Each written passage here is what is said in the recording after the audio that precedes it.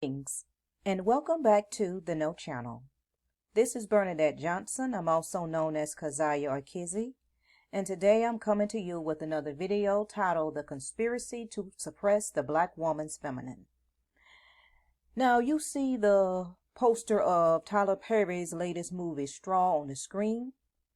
Now, this video is not going to be commentary on the movie, so if you've never seen the movie, you haven't seen the movie yet, don't worry, because this is not a commentary on the movie. However, I'm just featuring this movie. Well, I just have this poster on the screen just because it's one of the latest examples of what I'm going to be talking about in this video. And those of you, if you're familiar with Tyler Perry and his movies, a lot of his movies, if not most of his movies, portrays the struggling black woman, the down and out black woman, the struggling black woman, the traumatized black woman. In his movies, he pushes a lot of trauma corn. Just replace the C with a P, and you have it. So that's if any of you all are familiar with Tyler Perry's movies, which I'm sure many of you are, his movies, his plays, even if his early plays when he was still in the Chitlin circuit phase, so to speak. Even then, he pushed the image of the struggling black woman, and that's what he's known for. And that's not to say he didn't make a few good movies, such as 688, a movie that I absolutely love. And also another couple I like is Daddy's Little Girls, A Family That Prays, and I think was it Good Deeds, something like that. So he made a few good movies, but for the most part, his movies and TV shows are overly dramatic, and it pushes a lot of trauma corn. And usually it portrays, the black woman and, the down and out black woman. But I'm here to say that that's by design. And I'm not here to trash the movie Straw, because if you're just looking at it drama wise, acting wise, it is a good movie because it stars Taraji P. Henson, and she is a phenomenal actress. So this is no way shading her, because I love Taraji P. Henson as an actress, and she played the mess out of this role. So, if you plan to see it, it is some good acting in this movie. But anyway, it's just one of the latest examples of the struggling, the down and out black woman. And as I said before, that this is all by design. This is all a conspiracy to constantly portray black women in these roles. And if most movies, TV shows, you usually have the black woman, in these roles. She's not living, the soft life. There may be some shows and movies that portray the black woman in living a soft life, but for the most part, it's the struggle, down and out, stressed out, poverty stricken, all that. But anyway, so that's what we're going to be talking about today, and the whole conspiracy behind it. Because we all know that Hollywood, they love to push stereotypes, and they consistently portray certain people in certain roles. And of course, like us, what they call black people, they love to portray us consistently in certain roles. And black women is no different. And that's what they do. And they do this. They do this to influence the world's perception of us, or whoever. It's not just us, but it's other people they push, they portray in certain ways. They do this to influence the world's perception of us. And also they do this to influence our own perception of us. And see, the powers that be, they know our worth. They know our worth, but they don't want us to know. So they constantly push these kinds of narratives in the media. So we won't think highly of ourselves. And sadly, they even use our own, such as Tyler Perry, and he's not the only one, but he's one of the more famous ones. He's one that is working in accordance with the system to portray his own people in a lot of times in negative ways. And that's sad. But if he want to still remain a billionaire, and if he want to stay on the level he's on, he's going to have to move in accordance to the system.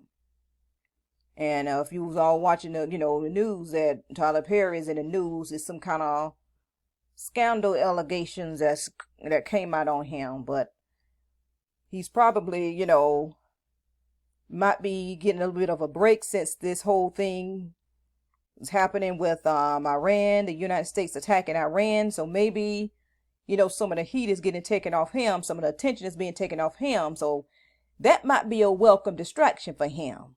But anyway, he was in the news. But continuing this discussion, but yes, it is definitely a conspiracy to suppress the black woman's feminine by, portraying her in these ways, in these just certain imagery, just like in the movie Straw. And of course, that conspiracy is not just psychological. It's not just emotional. It is also spiritual. And I'm going to show you further on how it's spiritual. But anyway, before I go into that, I want to show you how it's always been a conspiracy. For instance, there were ordinances that were considered to be passed regarding, for instance, how there was a law that was back in during Jim Crow.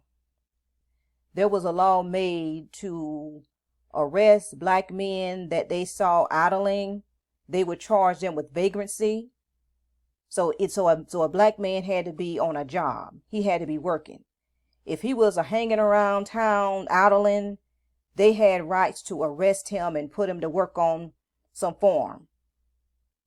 And so that was just like slavery. And they could hold him for a certain period of time. So I said that to say that there was a similar ordinance considered to be passed for black women in Greensville, South Carolina. Let's go to that slide. This was from the Greenville News.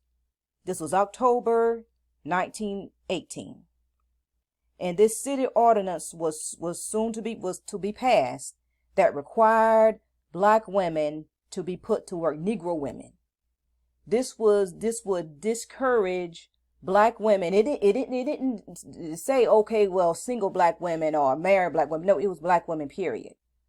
So even with married black women, and the reason for this, they claim that there wasn't enough women available to work for I guess like the white households. The white households couldn't find women employees to do their work around the house. So in order to solve this so-called problem, they would compel the black women and Negro women to work. So this discouraged the black women from being stay-at-home wives, stay-at-home mothers. So if the Negro women was not looking for work, obviously they didn't need to work. But this was their way. This was in Greenville, South Carolina. This was their way of forcing the women to work. Now let's go to the next slide to, get more detail on it. So this was from ChatGPT. Because see, I heard different ones talk about this in YouTube, different YouTubers talk about this. But I wanted to confirm this to make sure that this was true, because, you have a lot of false information out here. So I asked ChatGPT and I found the article on, myself. And it says, and I asked ChatGPT about it. And this is what it says. It says, yes, in 1918, Greenville, South Carolina considered a city ordinance aimed at compelling black women to work. This initiative was driven by a perceived shortage of domestic workers such as cooks and laundresses who were reportedly refusing employment offers. The Greenville News published an article on October 2nd, 1918, highlighting the issue and the city's intent to pass legislation requiring Black women to accept work when offered. The article noted that some Black women were not working and were refusing employment without providing reason, which made it exceedingly difficult for families needing domestic help to find workers. The city administration, along with local employers, expressed frustration over this situation and considered implementing an ordinance to mandate that Black women accept employment when offered. This move was part of a broader pattern during the early 20th century in the South, where cities and states enacted laws and ordinances that disproportionately targeted Black individuals, often under the guise of maintaining public order or economic stability. These measures were frequently justified by racial stereotypes and economic exploitations, reflecting the systemic racism prevalent during that era. While the specific ordinance in Greenville may not have been enacted, the consideration of such a measure underscores the racial dynamics and labor exploitation that categorize that period. So there you have it. No, it wasn't passed, but the idea that it was considered is enough to cause alarm. But see, and that's why it was so, as I said earlier, if the Black women weren't looking for work, if they said they weren't looking for work, they obviously didn't need the money. But they were trying to compel the Black women to accept employment when offered, even if they didn't need it. And what it is, they didn't like the idea of a Black woman being in leisure, living a soft life, being a stay-at-home mom, stay-at-home wife. And as you can see, it was this country, this system discouraged that. And as I said, it's a deep reason behind it. It's a spiritual reason behind that. And what it was, it didn't want the Black woman living fully in her feminine. Because why?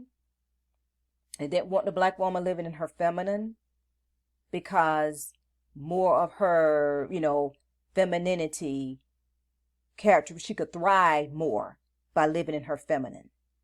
She could be the woman that the Most High created her to be by living in her feminine.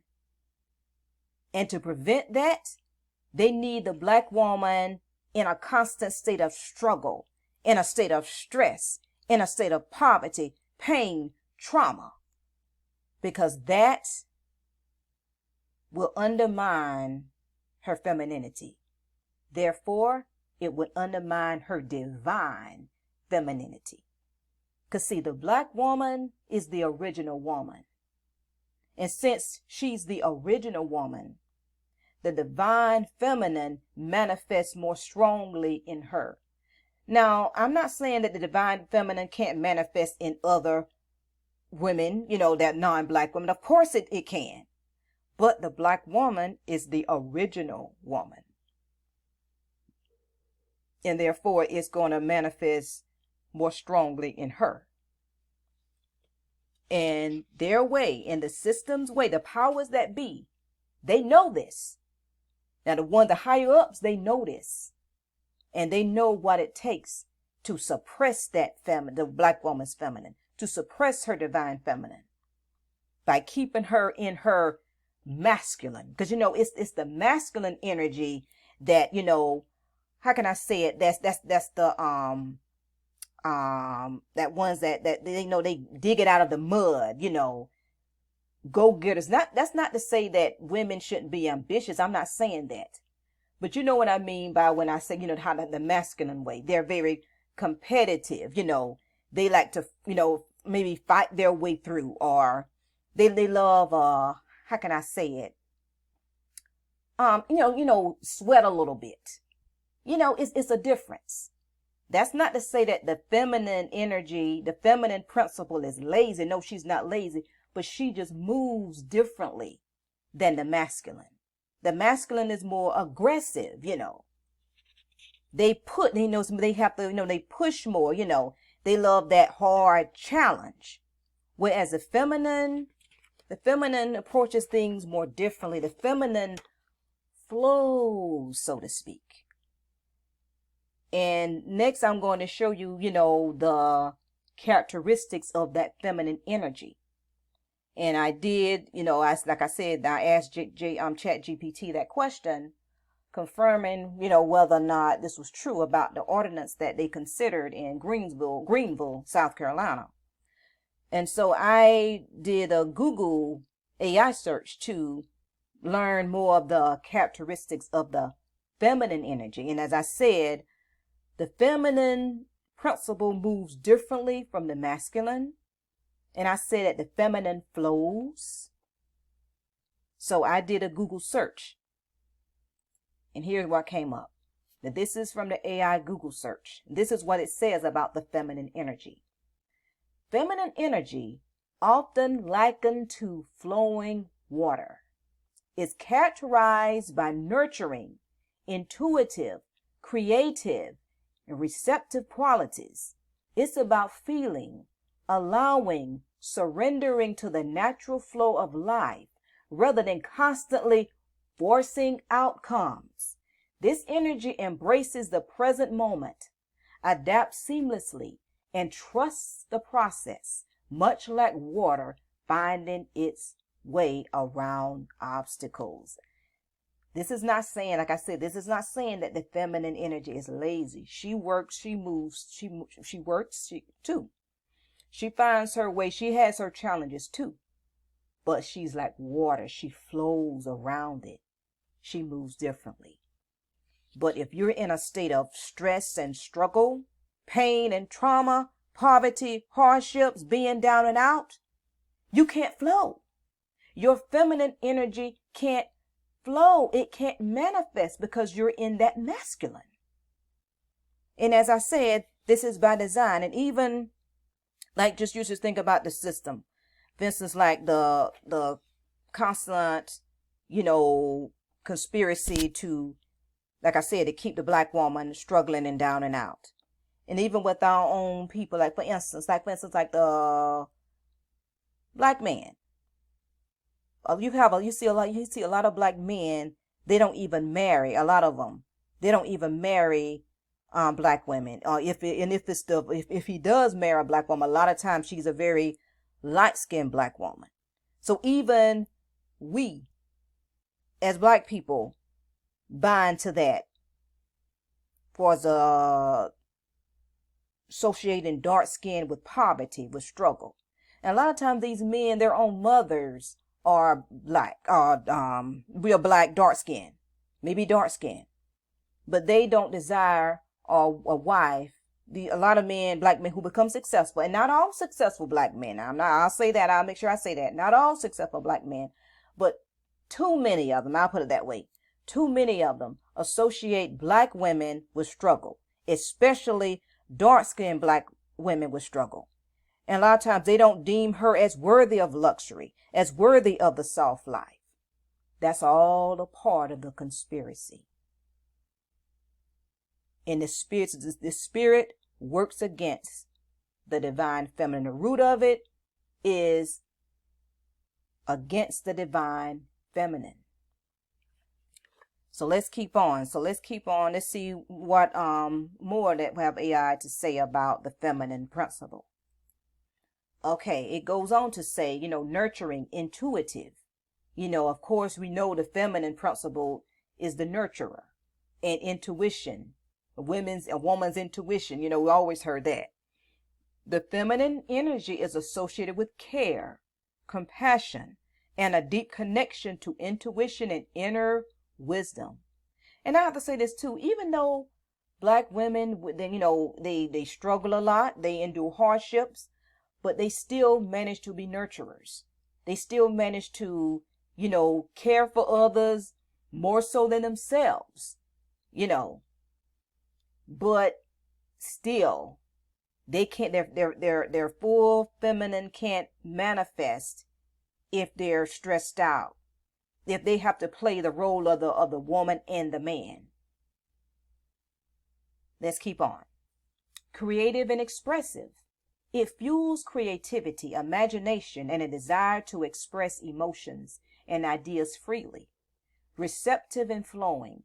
Feminine energy is about being receptive to opportunities, allowing things to unfold naturally, and adapting to changes without resistance, like water flowing through a river. As I said, the feminine principle flows. Let's continue to the next slide. Balance. While masculine energy is often associated with action and control, feminine energy emphasizes feeling, intuition, and receptivity. Flow. The concept of feminine flow emphasizes living with ease and aligning with the natural rhythms of life rather than forcing things to happen. Water analogy. The comparison to water highlights the fluidity, adaptability, and the ability to navigate challenges with grace and ease. In essence, understanding feminine energy involves recognizing and embracing its nurturing, intuitive, and creative aspects, allowing life to unfold with ease and grace, much like water flowing through a river. And as I said, feminine energy, in order for feminine energy to thrive, it has to be in an environment where it can flow. If it has to struggle, if it has to, if it's stressed out, if it's traumatized, it won't manifest right. It won't flow right. And speaking of the feminine, I want to show you an example of a woman who operated in her full divine feminine. And those Bible readers, you know this. The Proverbs 31 woman. This is a fine example of a woman who operated in her full divine feminine. So we're going to read the Proverbs 31 where it talks about the virtuous woman. Here it goes. Who can find a virtuous woman? For her price is far above rubies. The heart of her husband doth safely trust in her, so that he shall have no need of spoil. She will do him good and not evil all the days of her life. She seeketh wool and flax, and worketh willingly with her hands. As I said, she's not lazy. The feminine principle is not lazy. She is like the merchant ships. She bringeth her food from afar. She rises also while it is yet night. She's an early riser, and giveth meat to her household, and a portion to her maidens.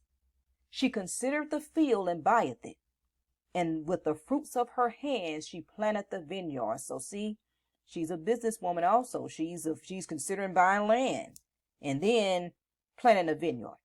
Let's continue. She girdeth her loins with strength, and strengthen her arms. She's not weak. She may be feminine, but she's not weak. Feminine is not weak. She perceiveth that her merchandise is good. Her candle goeth not out by night. She layeth her hands to the spindle, and her hands holdeth the staff. That's like a spindle, weaving. She stretcheth out her hand to the poor. Yea, she reacheth forth her hands to the needy. She's very compassionate. She helps those in need. She is not afraid of the snow for her household, for all her household are clothed with scarlet. She maketh herself coverings of tapestry. Her clothing is silk and purple.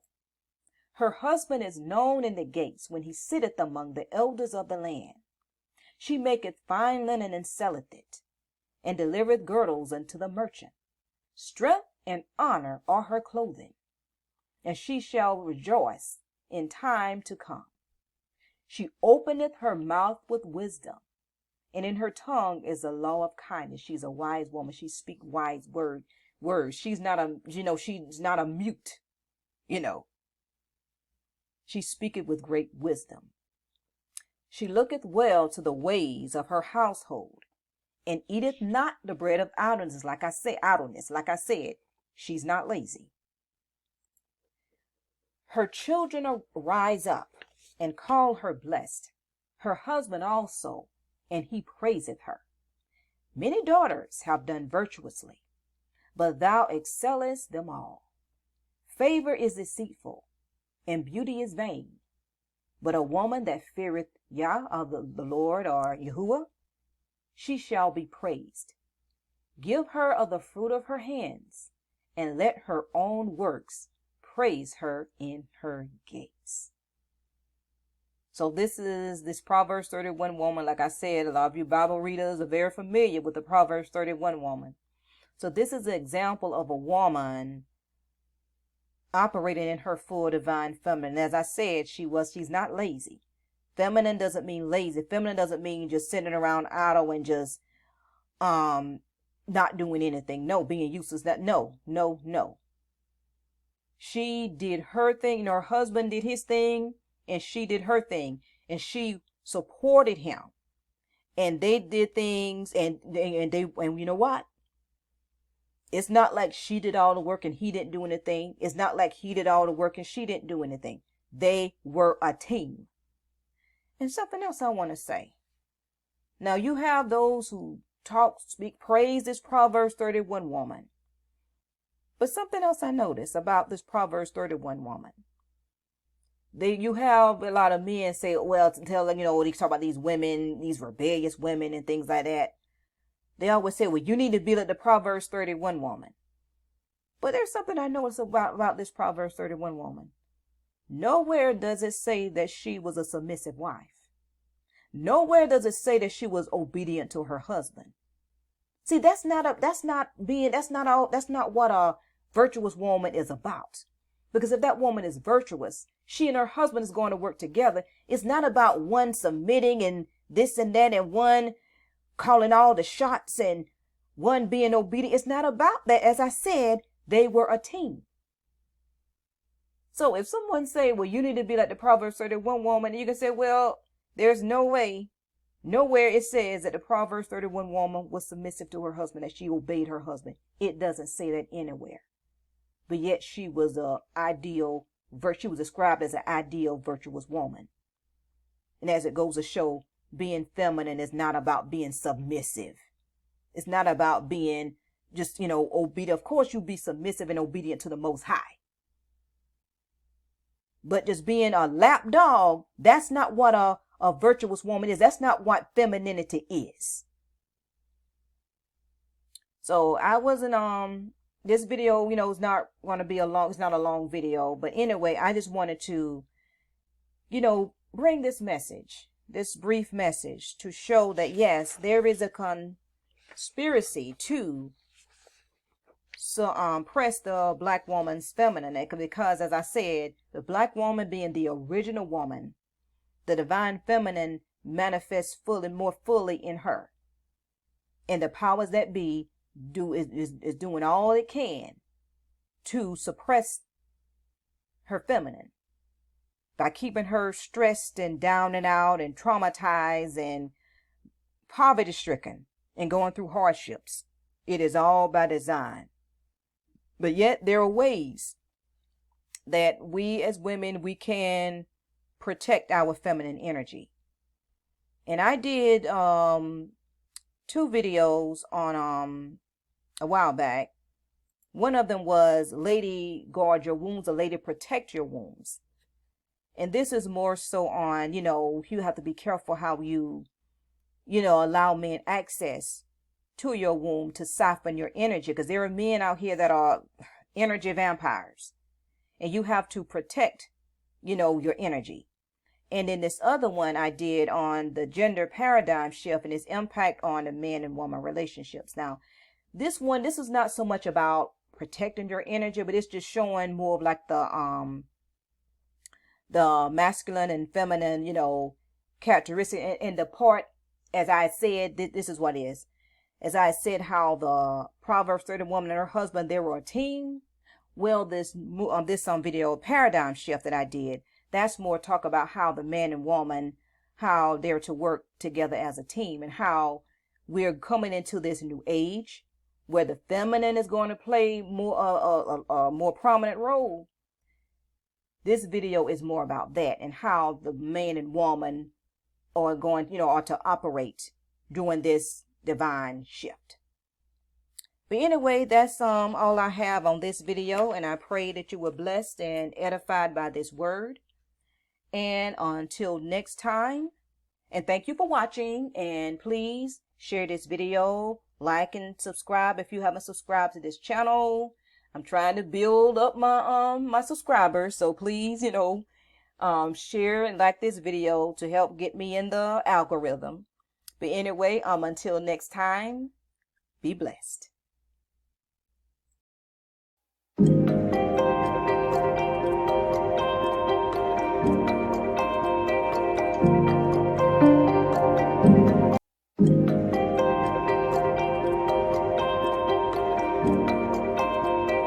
Thank you.